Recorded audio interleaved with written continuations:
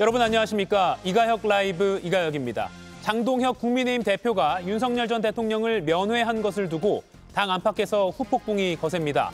장 대표는 인간적인 예의를 지킨 것이라 해명했습니다. 잠시 후 자세히 짚어보겠습니다. 캄보디아 사기 범죄 배후로 알려진 프린스 그룹이 국내 금융기관에 912억 원을 보관 중인 걸로 드러났습니다. 이 돈의 흐름과 출처가 밝혀질지 관심이 쏠립니다. 그럼 오늘 함께할 네 분의 해설위원 소개해드리고 백도 앵커의 브리핑으로 첫 번째 이슈 보겠습니다.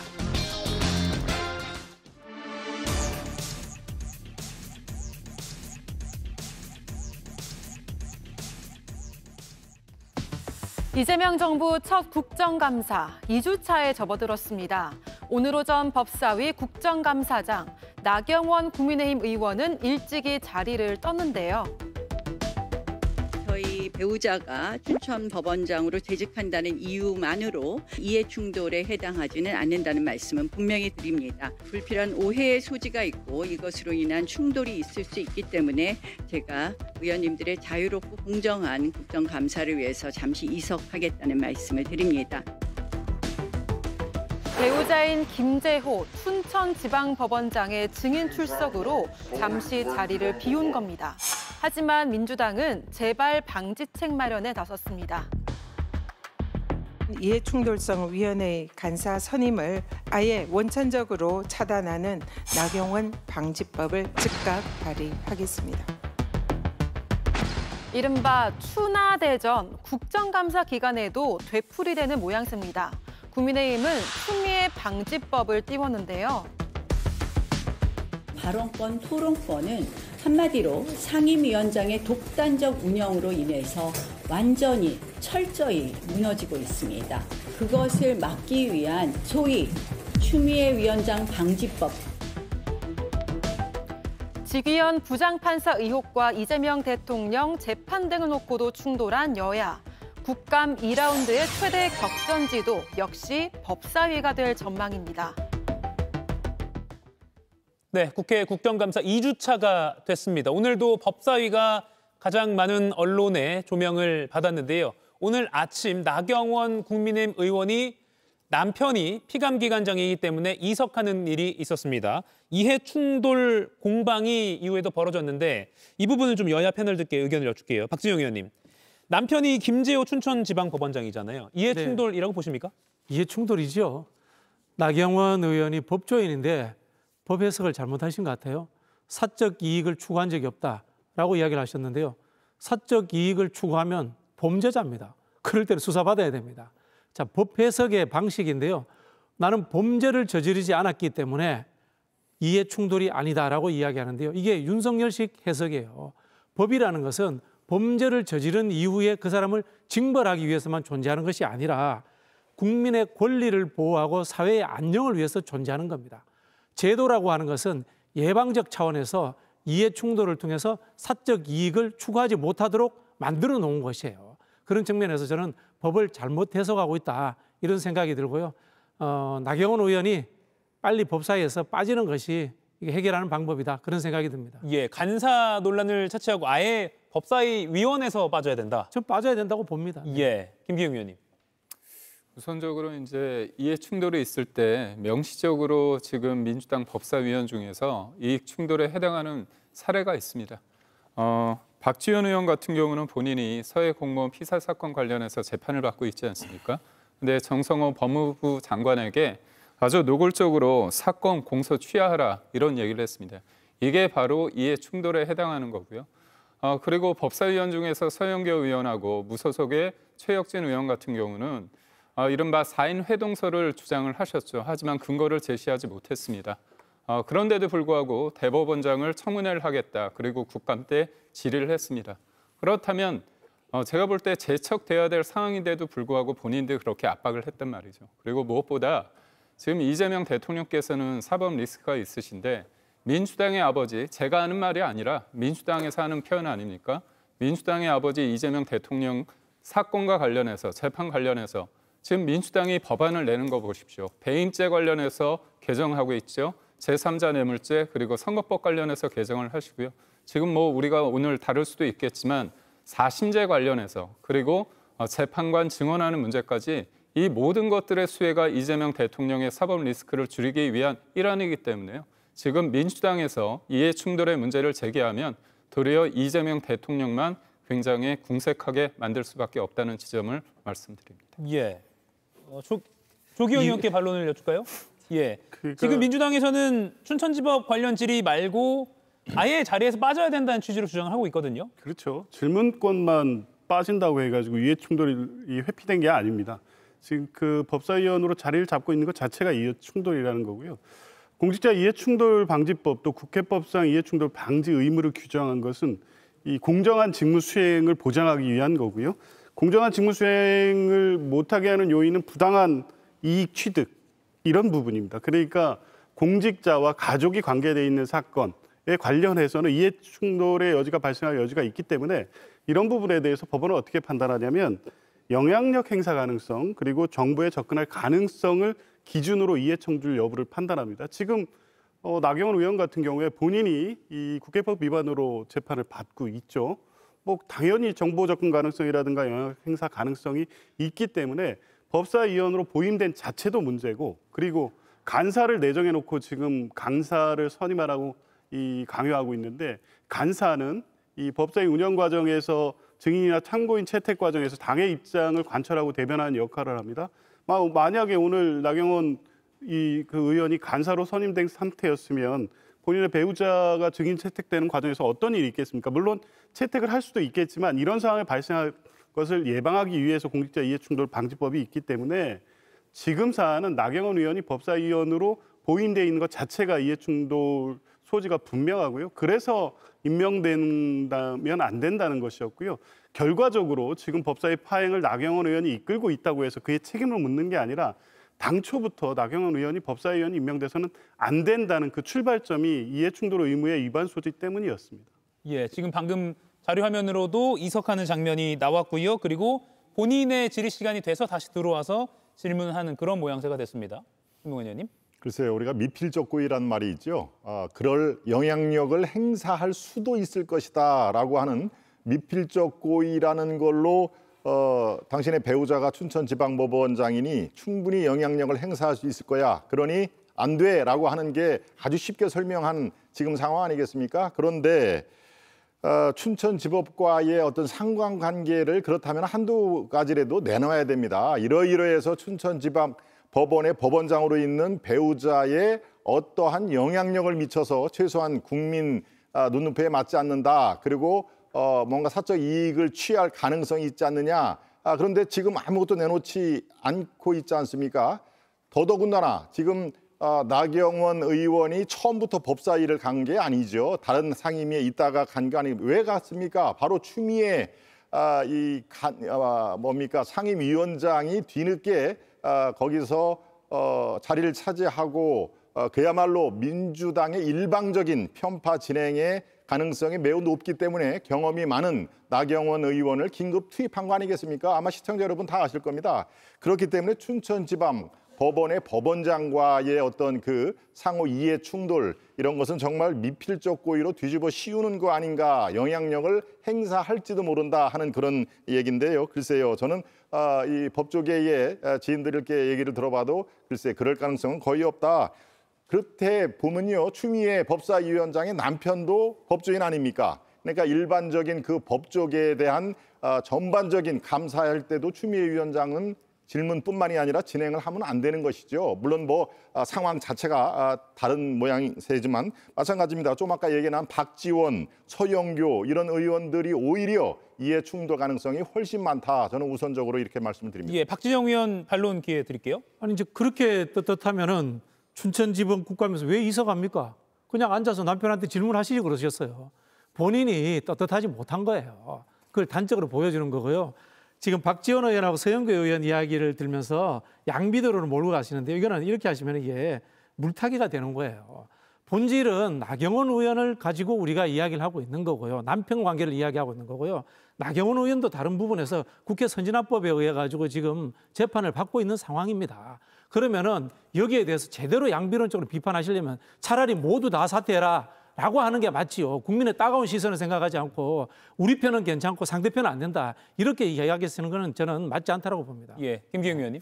나경원 의원이 이석을 한 건 이해 충돌이 있기 때문이 아니라 최소한의 어떤 남편이 있는 자리에서 내가 있을 때 국민들의 어떤 우려가 있을 수 있다는 최소한의 조치인 것 같습니다. 그리고 무엇보다도 선진화법 관련해서 기소된 그 국회의원들이 많지 않습니까? 이게 이제 패스트트랙 관련해 가지고 여야 기소됐습니다. 근데 민주당에서 그 당시에 법사위 간사를 누가 했느냐? 법무부 장관이죠. 박범계 의원이 했습니다.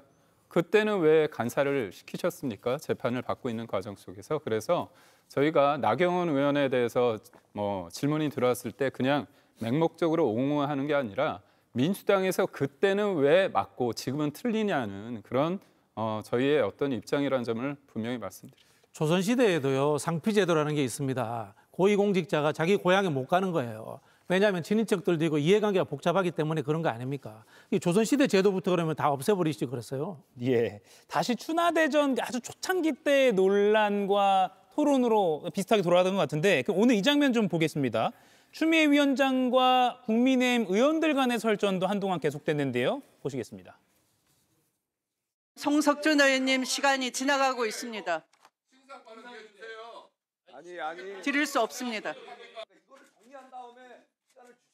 그 옆에 얘기하세요. 여기다 얘기하세요. 위원장 말을 안 듣는 국민의힘 의원 측에 항의를 하세요. 시간 좀 다시 주세요. 위원장님. 진짜 올려주세요. 네, 그냥. 제가 1분 주는 게 뭐 문제 제기한 게 아니지 않습니까? 예? 왜 그런 거 아니에요? 고집을 펴요. 쓸데없이. 쓸데없이 위원장에게 고집을 피운다는 그런 모욕적인 발언을 하면 퇴장 조치하겠습니다. 미래에 저희 국민의힘 이 정권을 되찾아오면 추미애 위원장님 이제는 보수의 어머니가 아니고 보수의 할머니라는 자리로 올라갈 것이라고 저는 생각을 합니다. 예, 김동원 의원님. 예. 추미애 위원장의 의사 진행을 두고 국민의힘의 의원들의 불만이 계속되는 상황. 이게 비슷한 패턴이 계속 반복되는 것 같습니다. 예, 글쎄요. 저만의 생각일까요? 추미애 위원장이 법사위로 컴백을 해서 위원장을 할 때 정말 참 공평무사하게 진행을 잘한다라고 생각하는 국민이 더 많을까요? 그렇지 않은 국민이 더 많을까요? 저는 아무리 생각해도 정말 편파성을 배제할 수가 없다라는 생각이 드는데요. 바로 지금 그 얘기를 하는 것입니다. 어머니, 할머니 뭐 얘기가 나왔죠. 보수의 어머니라는 얘기는 아마 윤석열 대통령을 탄생시킨 보이지 않는 그 후견인의 역할을 한 것을 아마 상기를 시켰을 것입니다. 그런데 국민의힘이 정권을 다시 찾아오면은 이제 할머니의 자리로 돌아갈 것이다. 어머니와 할머니는 그 역할과 비중의 차이가 엄청나죠. 그러니까 다시 정권이 교체가 되면 아마 추미애 법사위원장은 이 역할이 미미하거나 아마 무대에서 퇴장을 하게 될 것입니다. 라는 얘기, 설 자리가 없을 것이다. 라는 얘기를 우회적으로 한 걸로 비치는데요. 바로 지금 추미애 위원장이 법사위를 맡고 나서 정말 온통 국회 생각하면은 법사위가 떠오르고 국감에 지금 생각나는 장면을 생각해 보십시오. 아마 두세 개의 인상적인 장면, 도요토미 히세요시 다 법사위에서 일어나는 것입니다. 바로 추미애 위원장의 어떤 과오, 이게 없다 할 수가 아마 없을 것입니다. 그런 의미에서 바로 보수의 할머니라는 말이 나왔겠다. 그러면서 민주당에서 일방적인 그 추미애 지지론, 이것은 국민의 눈높이하고 점점점 멀어지는 거 아닌가, 저는 그렇게 말씀을 드리겠습니다. 예, 박진영 의원님, 아까 방금 장면 어떻게 보셨습니까? 네, 추미애 위원장이 보수의 어머니고 할머니면은 고맙게 생각하고 잘 모셔야죠. 왜 따지고 드십니까? 저는 뭐 이게 법사위 문제가 추미애 위원장의 컴백 탓인지 나경원 의원의 간사 선임 탓인지 닭이 먼저인지 계란이 먼저인지 따지지 않겠습니다. 다만 이 법사위가 주목받고 난동이 일어나는 비정상적 상황이 언제부터 시작됐느냐. 윤석열 검찰총장부터 시작됐다라는 말씀을 드리고 싶습니다. 국회에서 법사위가 이렇게 관심받는 상임이었던 적이 없습니다. 그럼 저는 왜 이렇게 됐느냐는 것은 검찰 독재 시작으로부터 법적으로 따져야 될 사안들이 정치를 뒤집어 버린 거예요. 그래서 이런 일이 생겼다는 생각이 들고요. 또 한편으로는 이렇게 싸울 거면은 과거에 이야기했던 법사위 개혁안 왜 안 합니까? 법제위와 사법위로 나눠야 되는 것이고요. 같은 의원들끼리인데 왜 법사위는 감히 상원의 역할을 합니까? 이런 부분들도 해소해야 되고요. 저는 여야가 싸울 뿐만이 아니라 제도적인 개선까지도 이야기를 해야 된다고 봅니다. 예. 여당이 됐다, 다수당이 됐다고 해서 서로 싸울 것이 아니라 혁신하는 방법을 찾지 못하면요. 법사위는 모든 사람들로부터 외면받을 거라고 봅니다. 예, 제도적 개선을 언급하셨습니다. 김기경 의원님, 국민의힘 법사위원들이 추미애 위원장이 271번 발언권을 제안했다. 국민의힘 위원들에게만요. 그래서 추미애 방지법 발의를 예고했습니다. 사실 이제 뭐 통과될 가능성은 없는데 이거 그러면 선언적인 의미라고 봐야 될까요? 사실 저희가 의석수가 적기 때문에 예. 굉장히 어려운 면이 있습니다. 그렇다면 권한이 많은 쪽에서 좀 배려를 해주시고 양보를 해주셔도 의석수도 많고 행정 권력도 가졌기 때문에 국민들이 그거 가지고 뭐라고 할 것 같지는 않은데요. 추미애 법사위원장이 어떻게 본다면 본인이 법사위의 장으로서 내년에 이른바 마음이 콩밭에 있다고 할까요? 지방선거를 앞두고 강성 지지자들, 개딸들에게 굉장히 강력한 어떤 지지를 호소하는 것 같다는 생각이 듭니다. 원래 법사위는 야당 쪽의 몫이었습니다. 근데 지금의 민주당이 국회의장도 가져가시고 법사위 상임위원장도 가져가지 않았습니까? 참 안타까운 게 우리 토론을 하면서 우리 앵커께서 양쪽의 권한, 그러니까 이쪽에 2번 하면 저기 2번 누고 이게 어떻게 보면 기계적인 것 같지만 그게 가장 기본입니다. 그런데 추미애 법사위원장은 그게 아니거든요. 심지어 어떤 말을 하냐면 아까 녹취 중에 그런 워딩이 있습니다. 말을 안 듣는다. 국회의원이 법사위원장의 말을 듣는 건 아니지 않습니까? 다 국민들의 어떤 위임을 받아서 그 자리에 있는 각각의 헌법기관입니다. 그런데 또 어떤 얘기를 내느냐? 태도를 보며 발언 기회를 주겠다고 얘기했습니다. 그러니까 본인이 독불장군처럼 모든 것들을 좌지우지하는 걸 봤을 때 저는 의회 정치라는 건 기본적으로 대화와 타협으로 이루어질 만큼 어느 정도의 상대방에 대한 배려가 있어야 되는데 예. 수적 다수라는 이유로 모든 것들을 다수결로 한다고 한다면 의회는 있을 필요가 없습니다. 야당의 존재 가치도 존재 이유도 없는 거거든요. 예. 그런 측면에 있을 때 저희는 그렇습니다. 추미애 위원장이 보수의 어머니 저희 뭐 나쁘지 않아요. 솔직히 저는 나쁘지 않습니다. 다만 대한민국이 어디로 가고 있는지 그 과정에 있어서 우리가 집권을 하면 뭐합니까? 나라꼴이 말이 아닌데 그런 측면에서 추미애 위원장에 대한 저 근심 어린 시선은 국민의힘의 시선뿐만이 아니라 민주당 내에서도 점점 있는 것 같습니다. 예, 조기현 의원님, 민주당에서는 추미애 방지법 발의를 예고한 국민의힘 이거 어떻게 보십니까? 추미애 방지법이 뭡니까? 이거 입법부의 어떤 권위를 스스로 희화하는 겁니다. 그러면 누구 뭐 말 나오면 뭐 곽규택 방지법, 나경원 방지법 다 똑같이 나오고 있지 않습니까? 이걸 개별 어떤 사안을 법으로 만든다는 것 자체가 넌센스죠. 이게 입법화될 가능성이 없다는 걸 알면서도 추미애 위원장을 비난하기 위해서 입법권을 저렇게 남용하는 방식으로 정치 비판을 하는 것입니다. 부적절하고요. 이 상황이 왜 초래되고 있냐. 저는 추미애 위원장의 강경한 의사 진행이 원인이라고 보지 않습니다. 최초부터 국민의힘은 법사위 파행 자체가 목적이었습니다. 추미애 위원장 체제가 들어선 이후에 법사위 첫 회의 장면을 보십시오. 질서 있게 가려고 하는데 의사진행 발언 먼저 요구하고 그때부터 첫 회의부터 큰 소리가 나기 시작했습니다.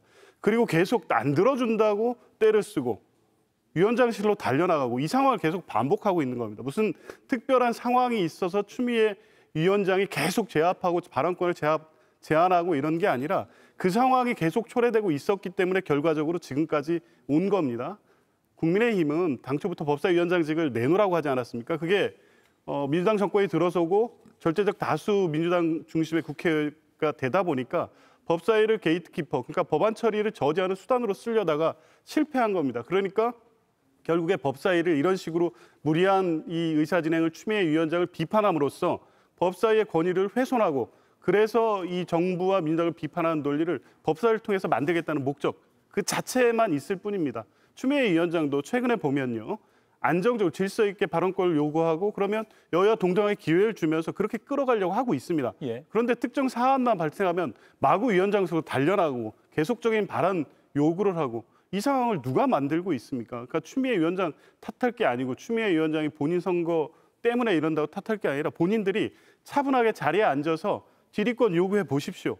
줄 겁니다. 그걸 원하지 않기 때문에 이 상황을 만들고 있다고 봅니다. 예. 여야 지금 패널이 닭이 먼저인지 달걀이 먼저인지를 따져봐야 되는데 이거 너무 깊숙해질 것 같고요. 오후에 국정감사 법무부 법사위 국정감사에서 이런 장면도 있었습니다. 박성재 전 법무부 장관 구속영장이 기각됐었죠. 그 사유를 지적하는 목소리가 이렇게 나왔습니다.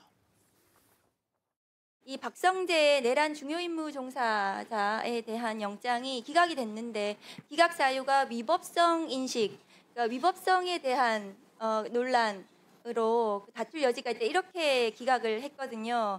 그런데 이 위법성에 대해서 그 영장을 기각한 것은 제가 검사 4년 했지만 처음 봤습니다. 윤석열에 대해서도 나중에 무죄로 풀어줄 겁니까? 위법성 인식 여부는 뭐 향후 본안에서도 아마 문제가 될 가능성이 있지 않을까 싶은데 그 쟁점이 본안에서 다투어지면 본안재판부에서 법과 원칙에 따라서 적절히 판단할 거라고 생각을 하고 있습니다. 예, 바로 이 부분인데요. 박성재 전 법무부 장관 계엄 당시에 국무회의를 마치고 나서 과천으로 이동하면서 교정본부장, 출입국 관계자, 구치소 쪽, 검찰 쪽 다양한 연락을 취했다고 해서 이 시간에 저희 패널들도 구속영장 발부 가능성을 높게 점치는 패널들도 꽤 있었는데 기각이 됐습니다. 그 기각 사유가 위법성의 인식에 있어서 그 경위가 다툴 여지가 있다라고 했기 때문인데 조기현 의원님, 예. 지금 오민석 서울중앙지방법원장이 본안에서도 문제가 될 가능성이 있다라고 말했거든요. 그럼 이 말은 영장 심사가 아니라 본안 재판에 가서도 박 전 장관의 어떤 당시 행적에 대해서 논쟁적인 사안이다라고 보는 건가요? 저는 오민석 중앙지법장의 오늘 그 답변을 도저히 이해할 수가 없습니다. 법률적 해석을 떠나서 어떻게 저 의미를 지금 구속영장 실질 심사의 결과에 대한 어떤 의견과 판단을 어떻게 연결시켜서 무슨 취지로 답변하는지 이해할 수가 없고요. 저도 역시 구속영장 발부 가능성이 높다 정도가 아니라 발부될 수밖에 없다고 판단했습니다. 예. 그 즈음에 당일 그 12월 3일 9시부터 11시 사이에 국무회의 결과 CCTV 영상이 공개되지 않았습니까? 그 상황을 보면 위법성 인식의 경위라든가 위법성 자체에 대해 다툼의 여지가 전혀 없습니다. 없어 보입니다. 그 상황을 찾았다면 일반적 국민들의 입장에서도 봐도 이건 헌법에 정한 비상계엄 요건이 해당되지 않고 그에 따라서 실행되는 다른 행위들, 계엄군이 국회에 간다거나 선관위에 파견되는구나 이런 실행 지시까지 다 내려온 그 국무회의였기 때문에 이걸 인식했다면 이건 명백히 비상계엄이 위법하다 정도가 아니라 내란 혐의에 해당된다는 인식을 안 할 수가 없습니다. 예. 내란 중요 임무 종사자임이 명백하죠. 이렇게 따지면 지금 구속된 이상민 장관은 도대체 뭡니까? 단전단수가 실행되지도 않고 그 지시권을 받았다. 그걸 가지고 경찰청과 통화했다는 내용 외에 추가적인 게 없음에도 불구하고 주요 임무 종사자의 범죄 혐의 혐의 사실이 소명됐다고 봤습니다. 지금 박성재 장관은 더 한 발 더 나갔다고 봐야 됩니다. 출입국 금지 조치에 대한 확인을 하고 수용시설을 확인하고 이건 실행행위까지 사실상 나간 거거든요.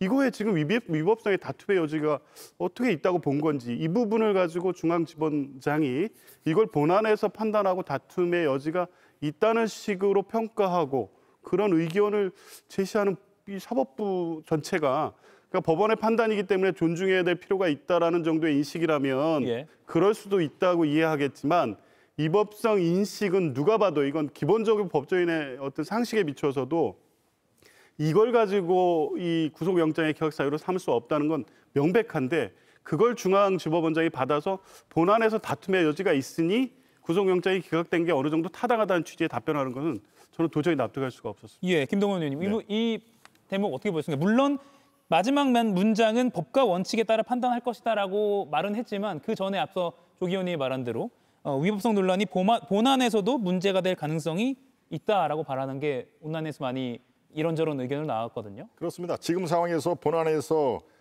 가장 논쟁적으로 이 사안이 다루어질 만하다. 이것은 뭐 당연합니다. 구속영장이 기각이 되는 순간부터 이건 본안에서 다루어질 수밖에 없는 상황인데요.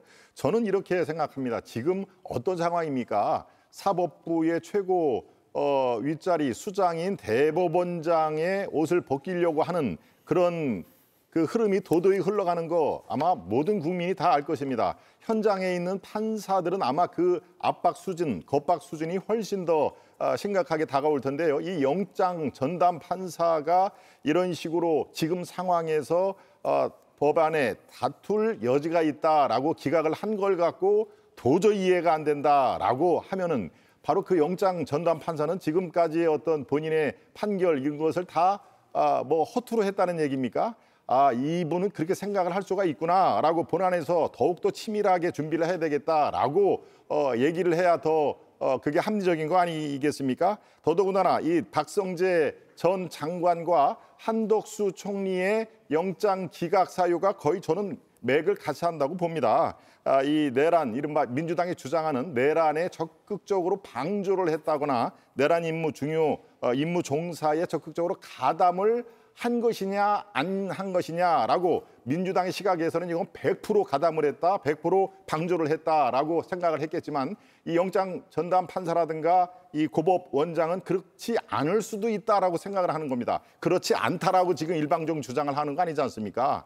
본안에서 이것을 더 다툴 여지가 있다라는 게 정확한 워딩인데요. 그렇다면은 본안에서 더 치밀하게 법리 논쟁을 해서 이분들 좋아하는 구속을 더 시켜야죠. 재판에 위법성을 가해가지고 유죄를 판단을 하는 게 그렇게 순서를 가야지 도저히 이해가 안 된다라고 딱 잡아떼면 글쎄요. 사법질서 우리 헌법 103조, 110조 이게 다 뭡니까? 법안은 양심과 이 원칙에 법의 정신에 따라서 판결한다 하는 얘기 다 나오지 않습니까? 예. 그런 것을 송두리째 부정한다는 그런 그 단정적인 표현 이거 옳지 않다고 보고요. 조금 아까 얘기를 하는 거 딱 짧게만 덧붙이겠습니다. 제가 자꾸 논쟁을 하는 게 조금 그럴 것 같아서 바로 반박 안 했습니다만은 지금 법사위의 국민의힘 의원들은 처음부터 파행이 목적이다라고 또 단정적으로 말씀하셨는데요. 어디 근거가 있나요? 처음부터 파행이 목적이었을까요? 글쎄요. 그렇게 하시면은 답이 안 나옵니다. 법사위가 아마 몇 년 내내 계속 이재명 정권에서 법사위는 이런 파행을 겪을 것이다. 왜? 당신들 처음에 목적이 파행이 아니었냐? 아무 근거 없이 저렇게 단정을 하면요. 이거는 절대 해결점을 찾을 수 없다라는 것을 제가 조심스럽게 말씀을 드립니다. 예. 영장 판사의 그 발언에 기가 찹니다. 대한민국에서요. 그러면 위법인지 모르고 행동하면 무죄가 됩니까?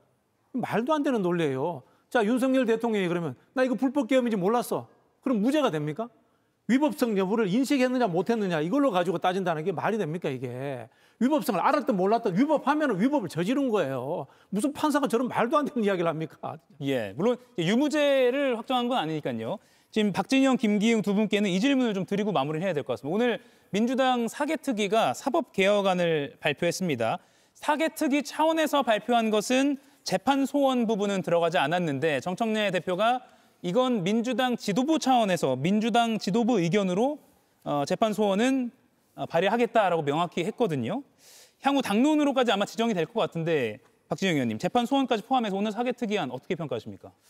일단 그 사법개혁의 그 취지가 있지 않습니까? 예. 그렇기 때문에 일단은 뭐 제출한 것 같고요. 저는 이걸 가지고 한번 이 법사위에서부터 또 논의를 해봐야 된다고 봅니다. 시대적인 흐름에 저는 맞다고 봅니다. 대법관 정원의 문제라든가 공개하는 문제라든가 이런 부분들도 좀 눈여겨봐야 되고요. 다만 이제 재판 소원 문제는 뭐 논쟁이 될 것 같아요. 예. 그러나 이게 한국의 헌법재판소라는 특별한 기관이 있기 때문에 이 부분도 저는 뭐 긍정적인 부분이 있지 않나 그런 생각이 듭니다. 예, 3심까지 넘어간 걸 헌법재판소에 다시 한번 뜻을 구하는 재판 소원이라고 하죠. 김기웅 의원님, 민주당 오늘 사개특위안 국민의힘에서 어떻게 보세요? 민주당 입장에서는 이제 둘 다 하고 싶은데요. 국민 여론이 좋지 않다는 걸 느끼는 것 같습니다. 그리고 법사위가 가지는 피로감이 큽니다. 국민들이 볼 때 추미애 법사위원장과 민주당이 뭔가 개혁이라고 하지만 사실상 개혁이 아니다. 이재명 대통령 무죄 만들기의 어떤 일환 아닌가 그런 생각을 할 수밖에 없는데 대법관을 증언하는 문제가 14명에서 26명입니다. 근데 이재명 대통령 임기 중에 무려 22명이 바뀝니다. 그렇다면 이재명 대통령의 철학과 어떤 뭐랄까요? 그런 바라보는 국정 철학과 같이 하는 사람들이 임명될 가능성이 크지 않습니까? 그러면 1심과 2심에서 만약에 유죄가 나왔을 때 대법원에서 확정적으로 무죄를 만들기 위한 일환 아니냐. 그리고 거기에서 더 나아가서 재판 소원이라는 제도가 사실상 이제 사심제라고 할 수 있는데요. 대법원에서 무죄가 나오더라도 다시 헌재에서 사심제로 가서 거기에서 또 무죄를 나올 가능성이 있기 때문에 이렇게 한 사람을 위해서 모든 법 체계를 바꾸는 거에 대해서 부담감이 있을 수밖에 없다. 그래서 제가 볼 때는 일단은 재판관 늘리는 거, 대법관 늘리는 쪽에 방점을 찍고요. 여론을 좀 추이를 볼 것 같습니다. 조 의원님, 아까 손을 들으셔서. 네, 헌법소원 제도는 뭐 헌법재판소법에 그대로 규정된 대로 말씀을 드리면 공권력의 행사, 불행사로 국민의 기본권이 침해된 경우에 헌법재판소를 통해서 기본권 침해 여부를 판단하고 그럼으로써 국민의 기본권을 보호한다는 것입니다. 그 공권력의 행사 중에 가장 최종적인 이 공권력 행사가 바로 법원의 재판입니다. 그런데 이 부분에 대해서 3심제로 헌법적으로 명시한 바가 없고요. 헌법재판소의 심판 범위는 헌법에 정한 게 아니라 법률로 위임이 돼 있습니다. 그래서 재판 소원을 제한하는 것은 헌법재판소법 68조 1항에 명시적으로 돼 있기 때문에 법률로서 바꾼다고 해서 이게 위헌이지 않고요. 국민의 기본권 보호라는 헌법재판소의 이 제도 취지상 재판소원 도입 자체가 위헌이라고 볼 수 없습니다. 그리고 이걸 사심처럼 무조건 어떤 판결에 대해서도 무조건 올리겠다는 게 아니라 예를 들면 법률은 위헌적이지 않은데 법률의 적용과 해석에 있어서 위헌이 명백함에도 그 법률 적용으로 인해서 최종적인 유죄 판결을 받아서 기본권이 침해됐다. 이걸 구제할 방법이 없다는 겁니다. 그래서 이런 경우에 제한적으로 재판소원을 도입했다는 것이기 때문에 헌법상 이게 위헌이라든가 이런 논란의 소지는 없다고 봅니다. 예. 아까 김동연 의원이 논쟁을 하고 싶지 않다고 했는데 이 시간에 논쟁 마음껏 해주셔도 됩니다. 자, 그럼 두 번째 우리 논쟁을 할 이슈 보러 백다 앵커 불러보겠습니다. 백 앵커 나와주시죠. 이 무슨 회계망측한 짓입니까?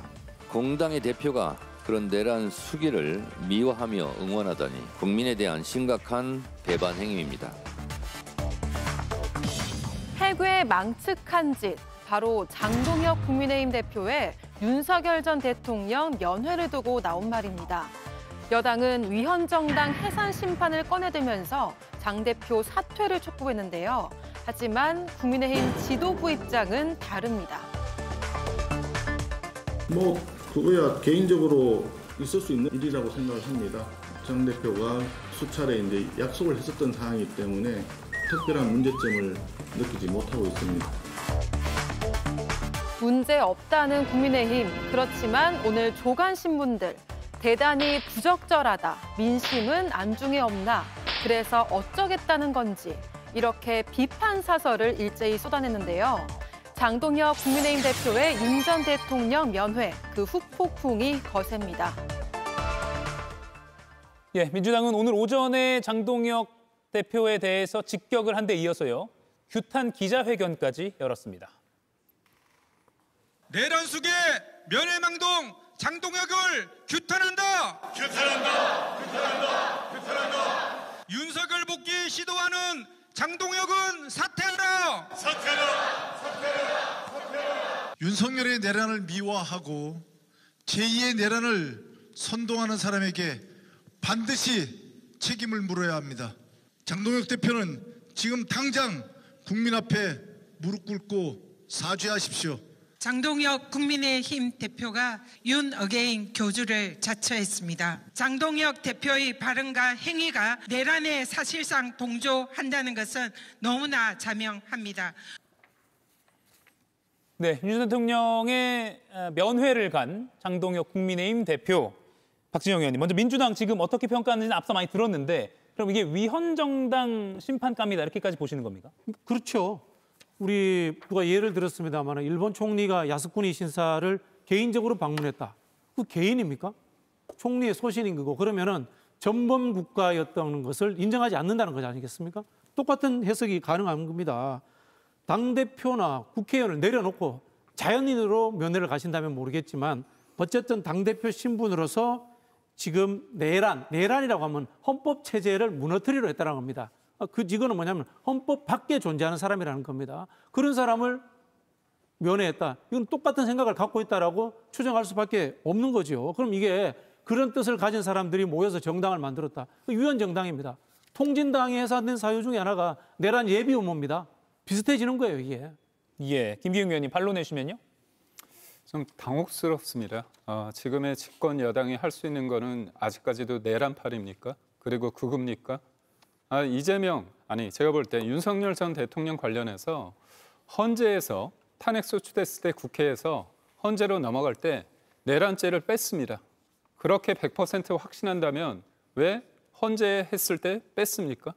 그리고 지기현 판사 지금 못 잡아먹어서 안달 아닙니까? 뒤 흔들고 있지 않습니까?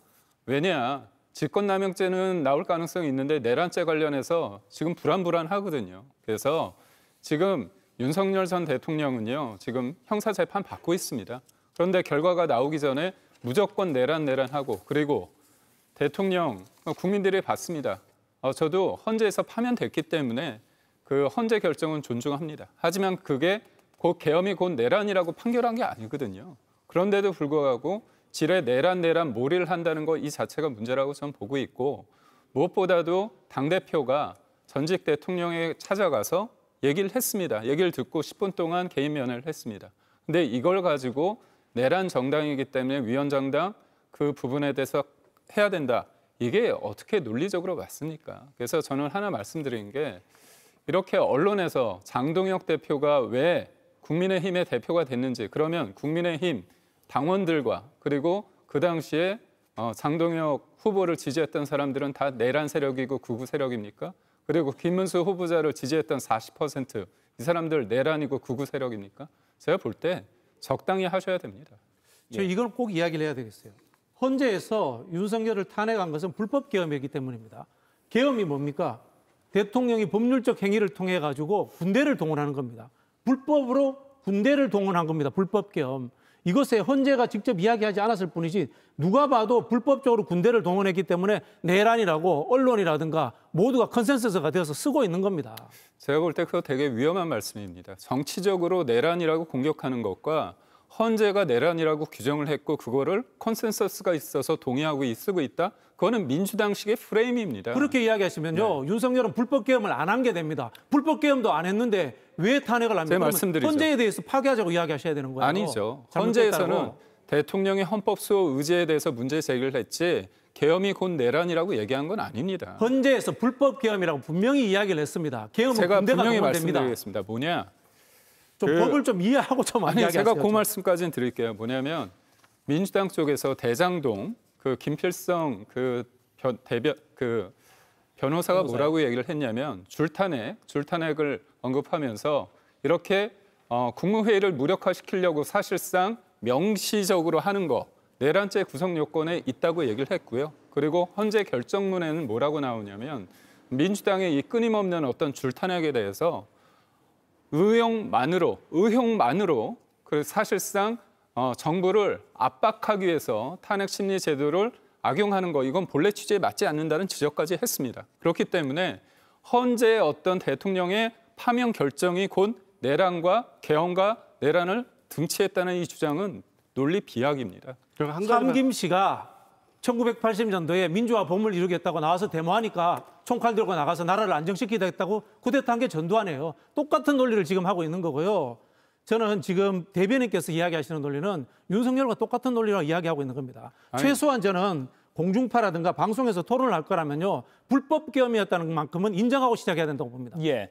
나머지 두 분께도 발언 기회 드릴게요. 조기현 의원님. 그러니까 법리적으로만 따져도요. 위헌 위법인 비상계엄. 그 행위 내용은 국민들이 다 봤습니다. 국회에 계엄군이 갔습니다. 그리고 진입했지요. 예. 그리고 폭력적인 수단을 썼습니다. 선관위에도 계엄군이 갔습니다. 12.12 군사 쿠데타 그리고 당시에 신군부에도 똑같이 5.17 비상계엄 확대 조치가 있었죠. 그때 국회에 계엄군이 갑니다. 이 상황 자체를 내란의 구성요건에 선임된다고 본 판례가 96년의 판례입니다. 그러니까 내란인지 여부에 대한 판단, 그거 뭐 대법원 판결 나올 때까지 국민의힘에 계신 분들은 내란죄 아니라고 믿고 싶으면 믿으셔도 됩니다. 그런데 명백하게 법률적으로 지금 드러난 행위만으로도 내란죄 성립 요건, 구성 요건, 형법상 구성 요건은 충분히 성립돼 있고 그게 전두환 일당에 대한 신군부 판례에서 성립돼 있던 내란죄에 대한 인정 판례입니다. 이걸 부인해서는 안 됩니다. 그러니까 거기에서 이 내란죄에서 폭력의 범위는 국회 군대를 계엄군을 보냄으로써 그로 인해서 느끼는 국민들의 불안감, 공포감 이게 내란죄 성립 요건에 충족한다는 거거든요. 그래서 다른 걸 따질 게 없습니다. 비상계엄은 위법이지만 내란은 아니다. 그건 그렇게 믿고 싶은 분들이 주장하는 것이고요.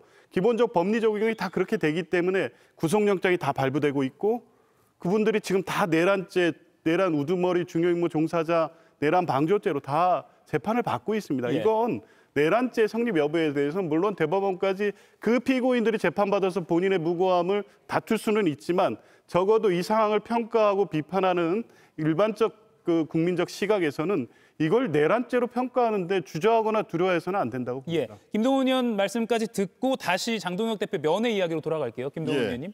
그렇습니다. 계엄이 헌법에 위배된 위헌이라고 해서 탄핵이 된 거 아니겠습니까? 아마 그거에 대해서는 이 이론의 여지가 없을 것입니다. 그래서 대통령이 탄핵이 된 것입니다. 그러면 내란의 여지가 있으니까 지금 내란 재판이 진행 중 아닙니까? 왜 지금 재판이 진행 중입니까? 뭐 무기징역이냐 사형이냐 그것을 지금 따지기 위해서 내란 재판이 진행되는 거 아니지 않습니까? 바로 좀 전에 제가 언급한 구속영장이 기각이 됐다. 그건 한덕수 총리도 마찬가지고요. 박 법무부 장관 총리도 마찬가지입니다. 따질 여지가 있다라고 해서 지금 재판이 진행 중인 거 아닙니까? 내란 프레임은요.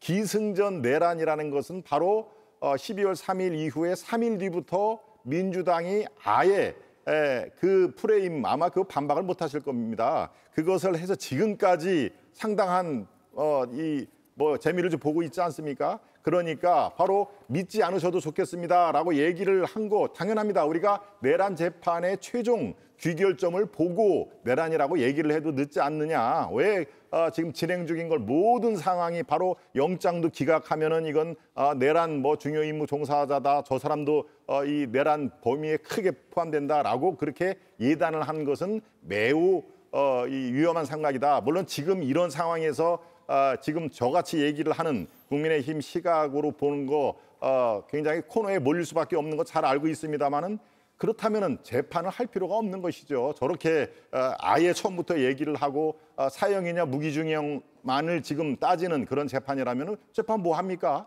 반드시 그것이 아닐 가능성도 있다라고 해서 지금 우리가 1심, 2심, 3심 다 민주법 체계에서 하는 거 아니겠습니까? 그러니까 모든 것을 기승전 내란, 기승전 윤석열 이런 프레임은 글쎄 국민에 대한 도리도 아니다. 이것은 국민들께서 지금 매 눈으로 지켜보시기 때문에 거기에 합당한 그런 자세를 하는 것도 필요하다. 저는 이런 말씀을 드립니다. 다만 군경을 동원해서 국회를 방해한 사실이나 또는 선관위나 사법부의 독립을 침해했다라는 내용은 4월 4일 헌법재판소 탄핵 심판 선고문에 결정문에 들어있기 때문에 그렇습니다. 예. 그 부분으로 우리 시청자 여러분께서도 충분히 지금 이 토론의 결론을 지으실 수 있을 것 같습니다. 내란에 집착하지만 말고 민생과 경제도 챙기자 이런 식으로 비판하면 받아들일 수 있어요. 그러나 이게 불법 계엄이 아니다, 내란이 아니다 이런 식으로 접근하는 것 자체는 받아들이기 어려운 거예요. 오늘 오전에 이른바 보수 성향으로 분류를 하는 그런 3대 일간지 사설 내용을 좀 보여드릴게요. 제목을 보겠습니다. 윤석열 면회간 국힘 대표 민심은 안중에 없나 장동혁 대표의 윤석열 면회 대단히 부적절하다. 윤 면회 후 뭉쳐 싸우자는 장동혁 그래서 어쩌겠다는 건지 이렇게 일제히 장동혁 대표의 윤석열 전 대통령 면회를 비판했습니다. 김동훈 의원님, 이 정도면 국민의힘에서도 좀 주의 깊게 살펴봐야 될 사안 아닐까요? 그렇습니다. 지금 전반적으로 비판의 목소리가 특히 언론 쪽에서는 거의 이 한두 군데 빼놓고는 다 이렇게 나오는 걸 저도 유심히 지켜보고 있습니다. 지금 제일 먼저 얘기를 한 것은 역시 장동혁 대표가 이 당대표 경선 과정에서 한 얘기가 있지 않습니까? 예, 약속이죠. 나는 적절한 시점에 내가 당선이 되면은 면회를 가겠다라고 하는 것은 여러 차례 얘기를 한 것이기 때문에 아마 시기가 문제일지 언제 면회를 하는가 이것은 뭐 예정된 순서일 거고요. 그렇기 때문에 바로 이 시기가 이제 문제가 되는 것입니다. 어떤 사안을 우리가 볼 때 제가 아쉬운 점은 바로 그렇습니다. 이게 어떻게 봐야 될까? 바로 TPO라는 게 있죠. T가 뭐 시간이고 P 장소, O가 상황이라는 거 시청자 여러분 잘 아실 것입니다. 그렇지만 지금 아쉬운 것은 약속을 지키는 것 이것도 중요한 상황이지만 국민의힘 입장에서 국감이라는 것은 정말 국민의힘의 시간이 돼야 되지 않겠습니까? 야당의 시간이어야 합니다. 그리고 지금 연이어서 아까 추미애 이 법사위원장 얘기도 제가 드렸습니다마는 여러 가지 정말 이 편파적이고 강압적인 또 조희대 대법원장이 옷을 벗기려고 하는 그런 것들이 때문에 중도에 계신 분들이 마음이 많이 떠났다 또는 떠나기로 지금 그 여론조사에도 나오지 않습니까? 그런 그 상황이 바로 그런 상황에서 지금 꼭 그 상황을 이렇게 요때 했어야 되는지 아무리 약속이 중요하도 이런 것들은 국민의힘의 전체적으로 나갈 방향 또 지금 여론조사 한참 올라가는 시점에서 이거는 아쉬운 부분이 있다라고 생각이 듭니다. 시청자 여러분께서는 장동혁 대표가 약속을 지키기 위한 그런 불가피한 그 행동 아니었나라고 생각을 해줘도 뭐 크게 무리는 없을 것 같은 생각이 듭니다. 제 입장에서는요. 그런데 요거 하나 볼게요. 윤석열 전 대통령 측의 변호인이죠. 김계리 변호사나 송진우 변호사가 또 장동혁 대표의 면회를 비판하는 글을 이렇게 소셜미디어에 올렸습니다. 요지가 일반 접견을 한 것에 대해서도 비판하는 게 있는데 조기현 의원님 한절기라 좀 기침이 나오시는데 괜찮습니다. 시청자 여러분께서도 이해해 주실 것 같아요. 네네. 일반 접견을 비판한 것 이건 어떻게 봐야 됩니까? 그게 일반 접견이든 뭐 특별 접견이든 그게 무슨 차이가 있겠습니까? 윤석열 전 대통령을 만났다는 것 그리고 하나로 뭉쳐 싸우자는 메시지를 냈다는 것 이게 심각한 거죠. 이 지금 행태를 보면 장동혁 대표는 12월 3일 이후에 아무것도 바뀐 게 없는 겁니다.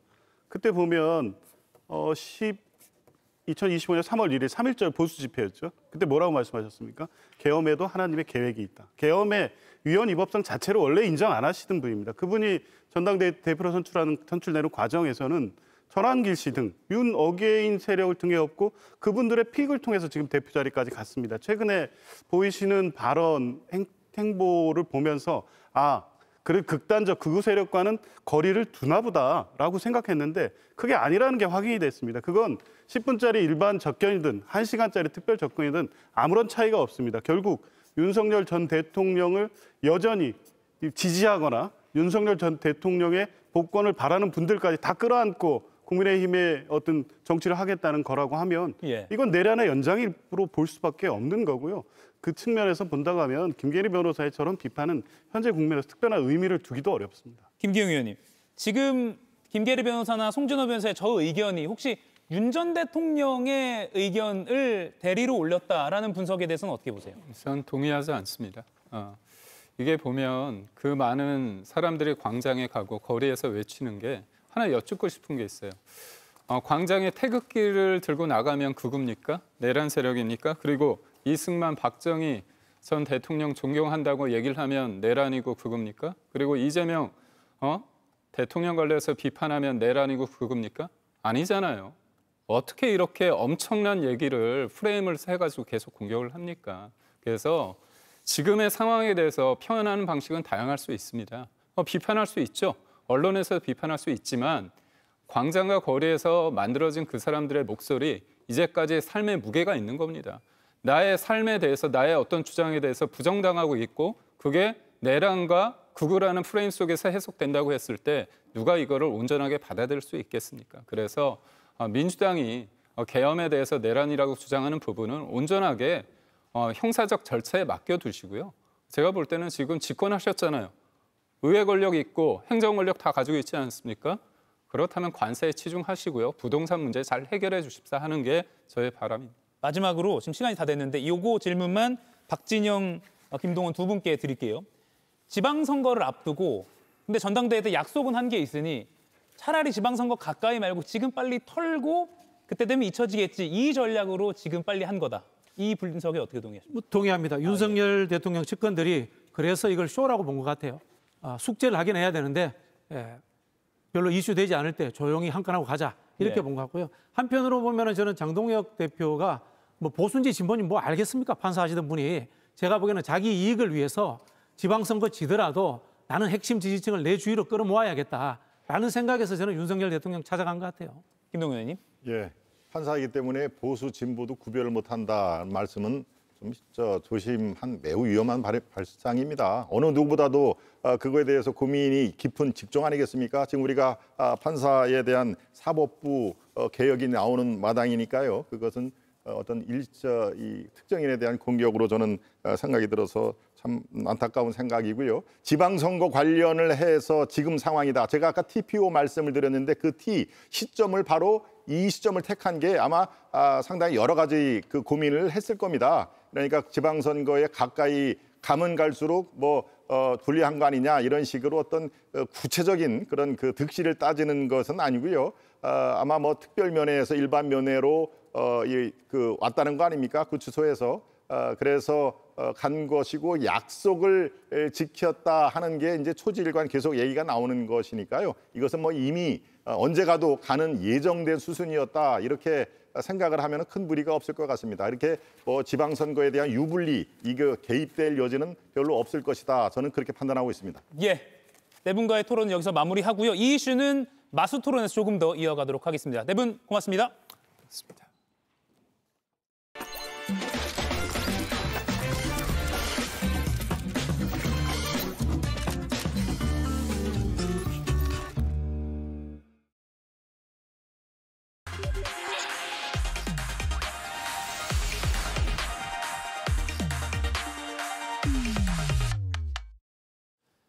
네, 오늘 정치고수의 맞수 토론 홍익표 전 더불어민주당 원내대표, 김종혁 전 국민의힘 최고위원 두 분과 함께합니다. 어서 오십시오. 네, 반갑습니다. 네, 앞서 저희가 네 분의 패널과 이야기했던 그 장동혁 대표의 면회 논란을 계속 이어서 좀 토론을 해보도록 하겠습니다. 일단 계속 이 논란이 되니까 장동혁 국민의힘 대표가 오늘 오후에 이렇게 직접 입장을 밝혔습니다. 이번 면회는 제가 전당대회 기간 때부터 약속했던 것들을 지킨 것이고 당의 전직 대통령이었던 분에 대한 인간적인 예의를 다한 것입니다. 신의를 지키는 것이 그 생명이라고 생각합니다. 더불어민주당에서 모든 의원들이 나서서 규탄대회까지 하던데 이게 그럴 사안인지 안쓰럽습니다. 네, 첫 번째 키워드 장동혁, 윤석열 면회 후폭풍이라고 잡아봤습니다. 김종혁 의원님, 장 대표가 인간적 예의 때문이다라고 했거든요. 어떻게 평가하십니까? 좀 동의하기 좀 어려운데요. 일단 윤석열 대통령에 대한 인간적 예의가 있으면 당 대표로서 국민에 대한 예의도 있을 거라고 생각을 합니다. 윤 대통령은 지금 불법적인 비상계엄을 실시를 해서 헌법재판소에서 파면을 당했잖아요. 그리고 지금 재판을 받고 있는 분이에요. 근데 그분에 대해서 인간적으로 어떻게 생각하는지 잘 모르겠습니다. 하지만 어쨌든 우리 국민들 모두가 나라가 이렇게 큰 혼란에 빠지게 되고 여야 갈등이 심각해진 근본 원인으로 윤석열 대통령 불법 계엄을 꼽고 있는데 그 인간적 부분을 강조하면서 국민에 대한 예의는 어떻게 생각하셨는지 그게 궁금해요. 왜냐하면 윤석열, 김건희 그 두 부부 본인도 공적인 가치보다는 사적인 관계를 더 중시함으로써 나라가 더 어렵게 만들어진 게 아니냐라는 그런 얘기가 있기 때문이고, 두 번째 저는 좀 이해할 수 없는 게 장동혁 대표는요 친한 계셨어요. 그 이전에 계속 윤석열 대통령에 대해서 계속 공격했던 분입니다. 예. 12월 3일 날 비상계엄에 대해서도 반대 투표에 함께 참여하셨어요. 근데 그 이전까지 안 좋았던 관계가 비상계엄 이후에 갑자기 좋아질 수가 있는 겁니까? 물론 그분께서 나중에 무슨 계몽령은 신에 계시다 이런 얘기까지 하면서 갑작스럽게 태도를 돌변하셔서 저는 어안이 벙벙하긴 합니다만, 언제부터 그렇게 윤석열 대통령과 인간적인 그 관계가 가까웠던 건지, 그러다 보니까 김계리 변호사 같은 사람은 뭐 하러 갔느냐 이렇게 또 비판까지 하고 있지 않습니까? 예. 그것도 이해가 잘 안 되고요. 세 번째로 신의를 얘기하시잖아요. 신의를 얘기하시는데 어떻게 보면 이제 지금 정치인 되신 지 한 3년 됐지 않습니까? 3년 사이에 이제 국민의힘 대표까지 하고 계신데, 처음에 친윤이었다가 그다음에 친한이었다가 친김문수였다가 그다음에 다시 친윤으로 되신 거 아닙니까? 무엇을 가지고 정치적 신의를 얘기하시는지는 잘 모르겠습니다. 예. 만약에 면회를 가는 게 정치적 신의라면 저는 그게 과연 신의인지 이해하기 좀 어렵다는 생각이 듭니다. 예, 홍익표 의원님, 장 대표가 민주당을 향해서 규탄대회까지 열 사안인지 안쓰럽다라고 평가를 또 했거든요. 근데 먼저 아까 김정혁 최고위원님 하신 말씀 예. 생각나는 영화 한 구절이 생각나요. 어떤 겁니까? 모시중한디 이런 게 있었잖아요. 아, 예. 그러니까 정치인한테 뭐가 중요하냐. 아까도 말씀드렸지만 뭐 물론 전당대회 때 약속을 했죠. 왜냐하면 강성 지지층 표를 얻어야 되니까. 그러나 더 중요한 것은 국민에 대한 예의 그리고 현재 국민의 어떤 그 따가운 시선 이런 것들을 훨씬 더 의식해야 되지 않을까. 많은 일부 국민의힘 관계자분들 제가 어제 오늘 좀 연락을 했더니 이런 말씀하세요. 국감해가지고 열심히 우리가 한 점 한 점 따고 있는데 한 방에 다 무너뜨렸다 이런 얘기를 합니다. 뭐가 되냐 우리는. 그러니까 벌써 이번 한 주 논란이 장동혁 대표의 윤석열 전 대통령 면회로 다 이슈가 덮어진다 이렇게 얘기를 하는 거죠. 벌써 오늘 우리 이 자리에서 우리가 이런 논란 갖고 토론하는 것 자체가 이슈를 덮은 거죠. 그런 측면에서 국민의힘 계신 분들도 굉장히 화가 난 거예요, 지금요. 그리고 장 대표의 이 행동은 아무도 환영하지 않는 행동입니다. 왜냐하면 아까도 얘기했지만은 결국은 일종의 자기의 면피성 그리고 일종의 두 마리 토끼를 다 놓치고 싶지 않은. 그러니까 한 측면에서는 이 중도층을 확보해서 내년 지방선거에 승리해야 되는 목표도 있고요. 그러니까 최소화신 거죠. 아주 일반 면회를 해서 조용한 시점에 그리고 아마 그런 기대도 있었을 것 같아요. 지금 국감 시기고 많은 논란이 있으니까 이게 빨리 덮이겠지 하는 기대감이 있었던 것 같습니다. 그다음에 두 번째는 어쨌든 윤석열 전 대통령에 대한 면회를 약속을 했기 때문에 강성 지지층한테 이걸 내가 했다, 약속을 지켰다. 그래서 이 사람들한테도 최소한의 면피를 하고 싶은 그런 생각이 있었던 것 같은데 제가 보기엔 그쪽에서도 불만, 김계리 변호사 입장이 나온 거죠. 뭐 하러 했냐, 이게 왜 했냐 이런 얘기가 나오고 한쪽에서는 이게 뭐가 중요하냐, 국민보다 윤석열 대통령에 대한 충성, 그 사람에 대한 예의가 더 중요하냐 이런 비판이 양쪽에서 나오기 때문에 어느 한쪽도 환영하지 못한다고 생각해요. 저도 이게 전 의원들이 모여서 규탄 대회를 할 필요까지 있냐 생각을 하면서도 저는 이거 해야 되냐 말아야 되냐 이게 중요한 게 아니라 장동혁 대표는 이 처신이 국민들로부터 어떻게 평가받는지에 대해서 먼저 스스로 생각해야 돼요. 매우 잘못된 조치입니다. 행동입니다. 예. 페이스북에 글을 밝힌 걸 보면 성경 말씀 기도로 단단히 무장하고 계셨다라고 했거든요. 이것도 어떻게 보면 글쎄요, 보수 기독교계를 노렸다 이런 분석도 있던데요. 저는 윤석열 전 대통령은 집권 기간 동안에 원래 이제 후보 토론 때도 손바닥에 왕자를 쓰고 나오셨고, 그다음에 그 이후에 건진이라든가 천공 스승이니 이런 사람들에 의해서 영향을 받는 게 아니냐, 무속과 연관이 있는 게 아니냐라는 비판을 많이 받으셨잖아요. 그리고 김건희 여사 같은 경우도 본인이 어지간한 사람들보다는 내가 훨씬 낫다라고 얘기하면서 그런 얘기까지 이제 했을 정도니까. 그런데 이분이 요새 지난번에도 체포영장 발부될 때 속옷 차림으로 성경을 읽고 있었다 이렇게 얘기를 하는데 만약에 본인이 정말로 무슨 회개를 해서 기독교에 귀의했다면 그걸 뭐라고 할 수는 없어요. 그런데 아시다시피 기독교에 귀의할 때 가장 기본적인 것은 그거잖아요. 본인에 대한 잘못에 대한 회개예요. 주님 제가 잘못했습니다. 저의 죄를 사하여 주십시오 아닙니까? 근데 지금 12월 3일 날 계엄 이후에 윤석열 대통령이 본인의 행위에 대해서 회개나 반성을 하신 적이 있는지 저는 없다고 생각을 해요. 보수는 괴멸 상태에 가깝게 빠져들고 그다음에 나라는 이렇게 큰 혼란에 빠졌고 그다음에 결국은 이재명 대통령 당선의 1등 공신 역할을 하신 거 아닙니까? 그리고 또 본인의 명령을 들었던 경찰 그리고 군 고위 간부들, 사령관들, 청장들 이런 사람들은 인생이 다 망가졌어요. 근데 그런 사람들에 대해서 나 때문에 그랬다라고 얘기 안 하시잖아요. 그러면서 그 사람들 자기들이 알아서 국회에다 병력 파견했고 경찰 보냈고 이렇게 얘기하고 있지 않습니까? 그런데 무슨 아무런 회개를 하지 않으면서 성경을 읽고 기도를 한다? 그게 정말 이해가 잘 되지 않아요. 그래서 이거 전달한 게 변호사들도 성경 읽고 있었습니다. 장동혁 대표도 성경과 기도를 하고 있습니다. 기독교 정말 신실하게 믿으시는 분들은 기분 나쁘실 것 같아요. 이게 뭐 하는 건가? 이 부분 과해석일까요? 성경 말씀 기도로 단단히 무장하고 계셨다. 모르겠어요. 원래 즐기시던 주님을 못 찾으시니까 지금 새로운 주님을 찾으시는 건지 모르겠는데. 근데 이게 참 정말 종교를 자꾸 저렇게 활용하는 게 잘못됐어요. 그러니까 일단은 윤석열 대통령 같은 경우는 윤석열, 김건희 두 부부는 기독교를 언급하기에는 매우 부적절해요. 그 정권 내내 검사위에 여사, 여사위에 법사, 도사 이랬지 않습니까? 예. 사실은 이런 무속신앙하고 기독교하고는 양립하기 어려운 거거든요.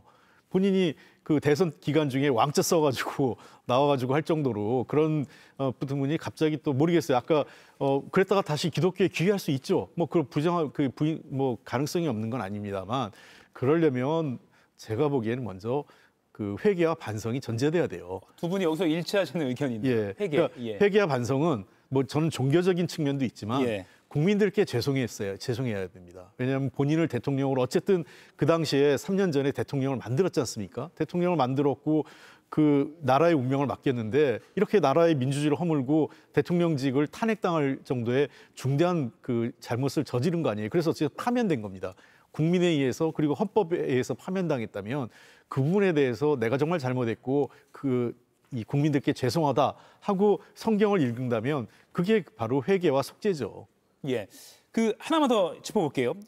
금요일 오전에 면회를 갔는데 이걸 공개한 건 토요일에 페이스북을 통해서입니다. 그래서 아마 토요일이 조금은 기자들도 뭐 출근하는 기자가 좀 적고 하다 보니까 그래서 조금 면회는 갔는데 널리 좀 퍼지지는 않았으면 좋겠다 뭐 이런 양가적인 마음이었을까요? 어떻게 보십니까? 그게 더 어떻게 보면 좀 비겁해 보이잖아요. 아, 예. 아니 뭐 그렇게 공개적으로 당당히 가시든가 그러면 왜 김민수 최고만 데리고 갑니까?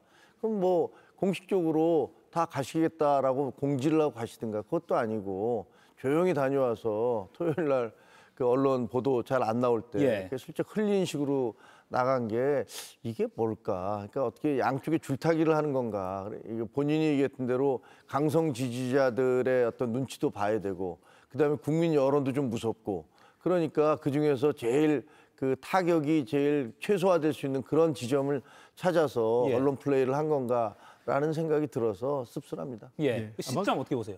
그런 걸 감안한 것 같아요. 언론에 두드러지게 나타나는 건 싫고 SNS는 확증 편향적으로 강성 지지층들의 보기에 유리하지 않습니까? 그러니까 SNS를 통해서만 좀 전파가 됐으면 하는 그런 게 있었던 것 같아요. 근데 그게 그 장동혁 대표가 정치 잘 모른다는 겁니다. 본인이 국회의원 신분이면 그게 가능할지 모르겠는데 그냥 평의원. 근데 지금은 당대표예요. 예. 그리고 그 더군다나 윤어게인 세력하고 연계돼 있다고 강력하게 지금 비판받고 있고 당내에서도 그에 대한 문제 제기를 하고 있는 시점이기 때문에 그 문제에 직면하게 되는 거죠. 민주당이 규탄대회까지 하는 건 이유는 뭐겠어요? 민주당으로서는 어쨌든 최근에 솔직히 민주당 입장에서 얘기할게요. 그 부동산 이슈나 국감 때문에 민주당 입장에서 약간 어려운 것도 있어요. 이재명 정부하고 그런 문제가 이 문제를 일단 일단은 이슈가 한 바퀴 또 전환되는 거예요. 그런 측면도 그러니까 민주당 입장에서는 당연히 규탄대회까지 하고 강력하게 드라이브 걸 수밖에 없는 거죠. 예, 그 부분인데요. 장동혁 대표가 오늘 부동산 정책을 전면적으로 비판을 했습니다. 뭐 문 정권의 흑역사를 그대로 따라가면서 대실패를 예고하는 거다라고도 했고요. 또 정부 부동산 TF 구성을 논의하기도 했다라는 것도 있는데 이게 다 뉴스에 안 나오고 면회 소식만 나오고 있단 말이죠. 정무적으로도 상당히 좀 부적절했다 평가가 당내에서 나올 것 같습니다. 아니 뭐 일단 보수 언론이라는 조중동과 한국일보까지 모두 다 뭐 진보 언론은 얘기할 것도 없고 다 사설에서 난 그렇게 일제히 똑같은 사설이 나오는 건 처음 봤습니다. 예. 그렇게 비판하고 있지 않습니까? 그리고 화제 중심이 확 바뀌어버리고 있잖아요. 사실 그동안에 그 토호세부터 시작해서 김현지 논란이라든가 캄보디아 사건 굉장히 공격할 거리가 많아요. 그리고 뭐 민주당에서 지금 제대로 대응을 못하고 있는 것도 있고. 그런데 이런 부분이 장동혁 대표가 지금 거기 갔다 옴으로 해서 당장 뭐 여기서도 지금 저희가 이 논란을 하고 있지 않습니까? 아마 이게 아니었으면 저희가 굉장히 민주당을 공격하는 아마 우리 홍익표 의원님 상당히 난감했을 그런 상황일 수도 있어요. 그런데 저렇게 방향을 확 틀어버리는 게 도대체 무슨 정부적 판단인지를 잘 모르겠어요. 네.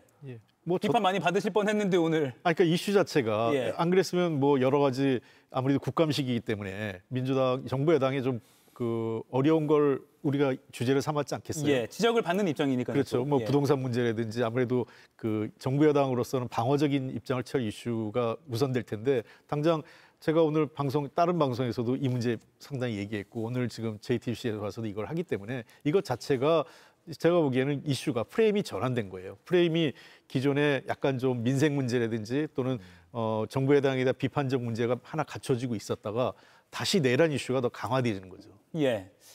캄보디아 이슈로 넘어가기 전에 이거 하나만 여쭐게요. 국감 2주차가 시작됐습니다. 오늘 법사위에서 나경원 의원의 이해충돌 논란도 있었고 했는데 국감 2주차 어떤 게 가장 쟁점이 될 것 같습니까? 1주차가 또 반복이 될까요? 뭐 비슷할 것 같습니다. 예. 또 김현지 부속실장. 뭐 양쪽 다 별로 이렇게 준비된 건 별로 없는 것 같아요. 예. 뭐 우리 같은 경우는 장애 투쟁하느라고 실질적으로 국감 때 그 집권 여당을 공격할 수 있는 자료를 차곡차곡 좀 축적했어야 되는데 그런 부분보다는 그냥 매일 나오는 게 법사위 시끄러운 거, 김현지 부분 뭐 이런 거잖아요. 예. 그래서 좀 국감이 내실 있게 진행됐으면 좋겠는데 그게 안 되는 것 같아서. 근데 한마디로 말씀드리면 저희는 좀 국민의힘은 무능한 것 같고요. 민주당은 간이 배 밖으로 나온 것 같습니다. 예. 그렇게 막 마구잡이로 몰아붙이는 걸 보면 저 당도 진짜 이제 집권했다고 국민 알기를 너무 우습게, 야당 알기도 너무 우습게 보는구나. 이런 생각이 드는데 야당이 그것을 제대로 받아치면서 공격을 하면 국민들한테 카타르시스라도 줄 텐데 이건 그냥 어떻게 보면 그냥 난장판이 돼버리는 거니까 모두에게 실망을 주는 그런 국감이 되고 있다라고 생각이 듭니다. 예, 원래 그 국감이요, 그 3주 하지 않습니까? 그러면 1주차는 시작하자마자 이게 확 붙어버립니다. 왜냐하면 이제 첫 번째 제일 중요한 부처를 다루기 때문에요. 2주차는 산하기관 중심으로 하기 때문에 약간은 2주차는 뭐랄까 쉬어가는 그러니까 예. 그리고 좀 이 중요 이슈가 이게 안 다뤄져요. 그래서 3주차에 가서 다시 종합국감으로 해서 다뤘던 이슈를 그 중요 부처를 놓고 또 하기 때문에 아마 이번 주는 상대적으로 물론 뭐 법사위 같은 경우는 계속적으로 논란이 되겠지만 다른 전반적인 상임위에서는 이번 주는 좀 더 그 뭐 실생활과 관련된 그 정치적으로는 좀 덜 민감한 사안이 다뤄지다가 아마 3주차에 다시 한번 확전이 되지 않을까. 특히 3주차 국감이 끝나고 나면 소위 겸임상임이라고 하지 않습니까? 겸임상임위가 이제 그 여가위하고 그다음에 운영위가 있어요. 대표적으로. 그러니까 운영위 같은 경우가 대통령실을 주관으로 하는 거기 때문에 아마 운영위를 중심으로 이제 3주 국감이 끝나고 나면 4주차째 초반에 이 운영위에서 또 통상 대통령실을 국감을 놓고 대격돌이 한번 벌어지게 돼 있습니다. 예, 대격돌. 건전한 격돌이 됐으면 좋겠다는 생각이 듭니다. 다음 이슈는 백다 앵커가 브리핑으로 준비하고 있습니다. 보시죠. 부검 과정에서 시신 훼손 없었음이 확인됐다. 숨진 한국인 대학생에 대한 우리 경찰과 캄보디아 당국의 공동 부검 약 4시간 만에 마무리됐습니다. 유해는 곧 국내로 송환될 예정입니다. 한국인 10여 명 추가 체포, 2명 구출 소식도 전해졌는데요. 그럼 대한민국 국민을 구출하는 거죠. 거기 악의 소개인데 물론 그분들은 수사를 해보면 청년들이 피해자이면서 저는 가해자일 거라고 봐요. 캄보디아 송환자 대다수가 구속 갈림길에 놓인 가운데 피의자 대규모 송환이 정치권 파장으로도 이어지고 있습니다. 예, 캄보디아에서 사기 범죄 피해를 당한 또 구금 또는 감금, 고문당한 그런 젊은 청년들의 피해 사례가 속속 보도가 되고 있습니다. 주말이 지나도 뉴스는 오히려 더욱 커지는 그런 모양새입니다. 현지 경찰에 따르면 고문 등으로 심장마비사한 것으로 밝혀졌던 이 대학생이 조금 전에 이제 부검이 종료가 됐고요. 바로 현지에서 화장이 됐다고 합니다. 참 안타깝다 이런 생각도 들고요.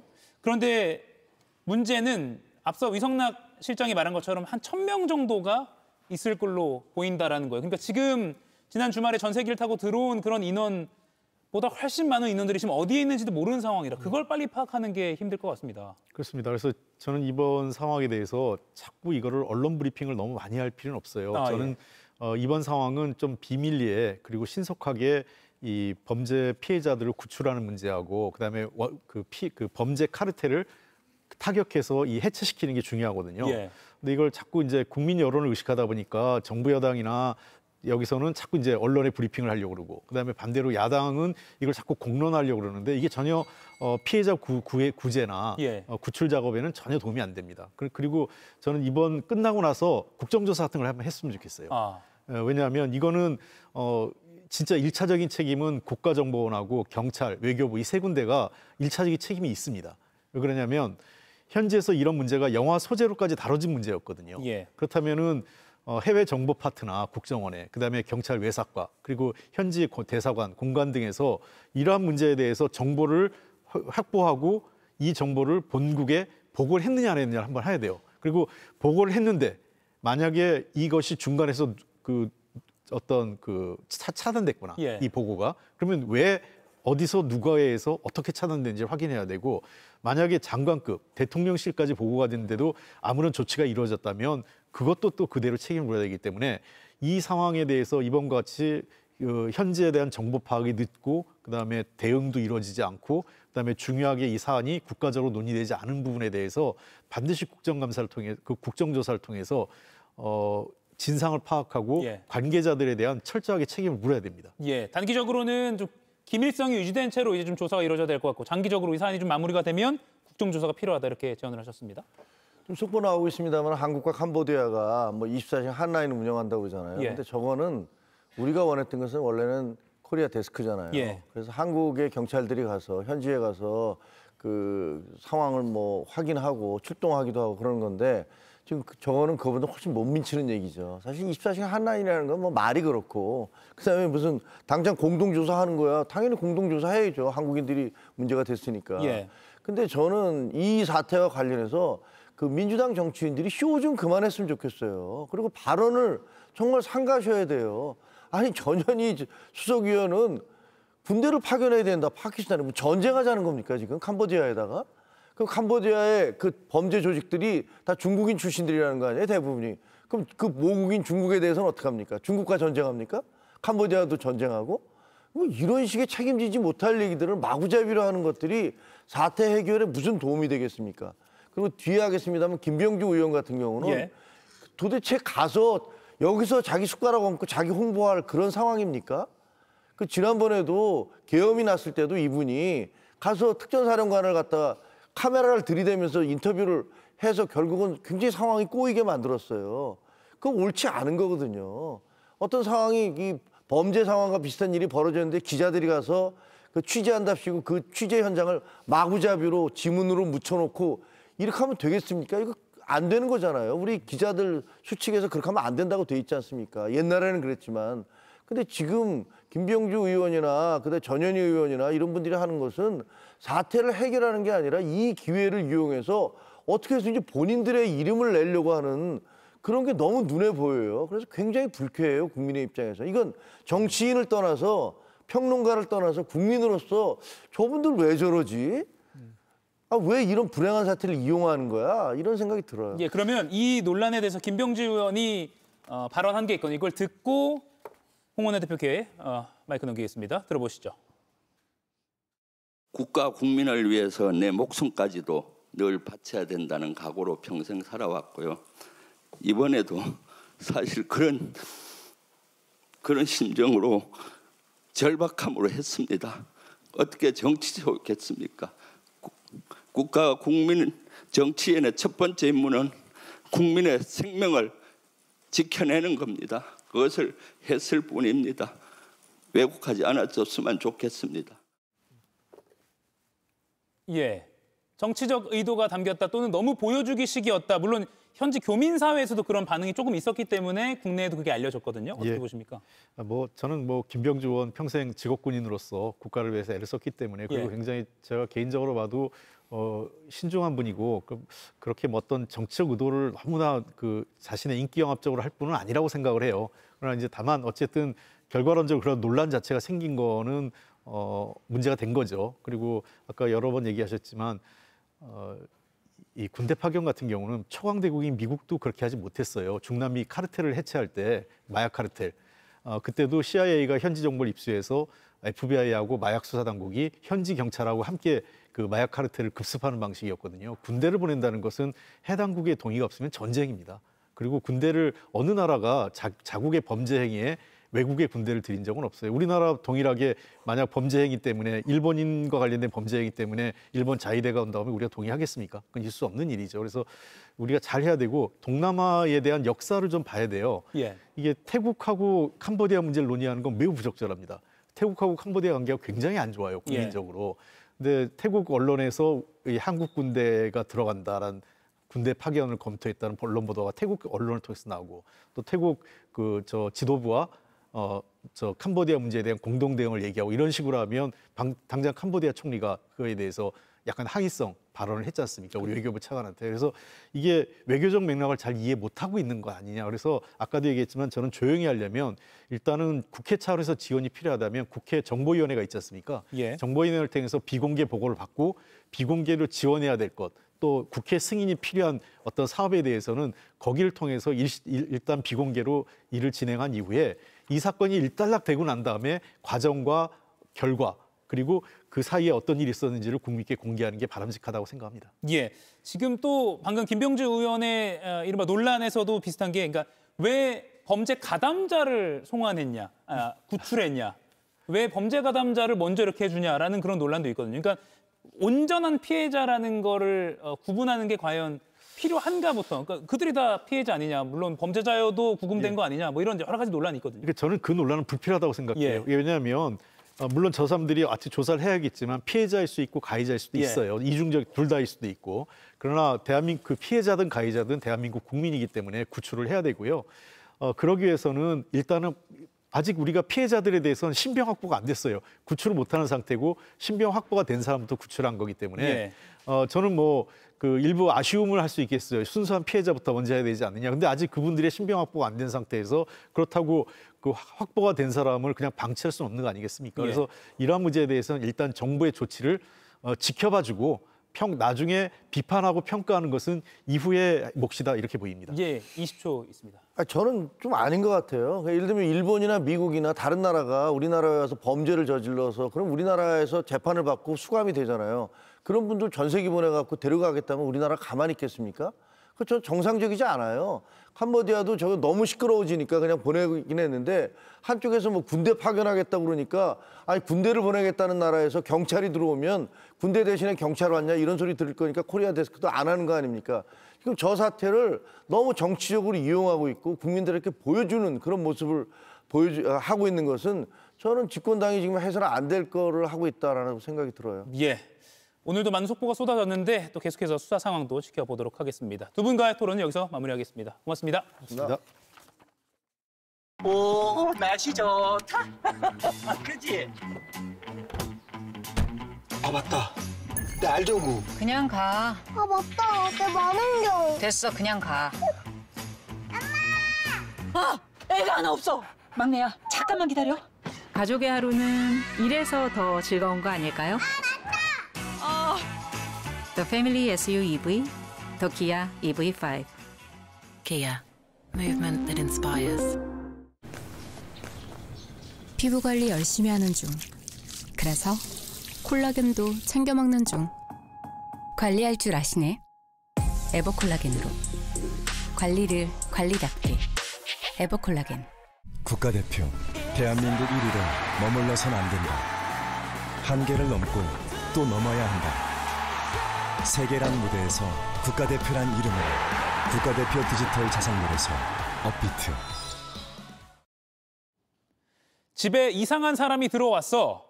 집안에 낯선 이가 들어온 사진을 가족에게 공유하고 가족의 반응을 살피는 장난이 소셜미디어에서 유행입니다. 이 사진들 모두 인공지능 앱으로 만들어낸 합성 사진이고 가짜 사람들입니다. 실제로 집 내부 원본 사진만 있으면 간단한 명령으로 만들어낼 수 있습니다. 제가 직접 이가혁 라이브 방송 화면에 이렇게 불이 난 것처럼 또 어린이들이 견학을 온 것처럼 그리고 가을 낙엽이 수북하게 쌓인 것처럼 합성을 해봤습니다. 이거 3장 만드는데 합쳐서 10분도 안 걸렸습니다. 문제는 이런 장난이 현실 세계에 부작용을 낳고 있다는 겁니다. 영국에선 합성 사진을 실제로 오인한 신고가 잇따르자 경찰이 주의를 당부하는 일도 있었습니다. 국내에서도 최근 비슷한 오인 신고가 접수된 걸로 알려졌습니다. 누구든 손쉽게 합성 사진 만들 수 있는 세상. 혹시나 소 잃고 외양간 고칠 일 생기지 않도록 관련 정책을 점검할 필요가 있어 보입니다. 오늘 한 컷이었습니다.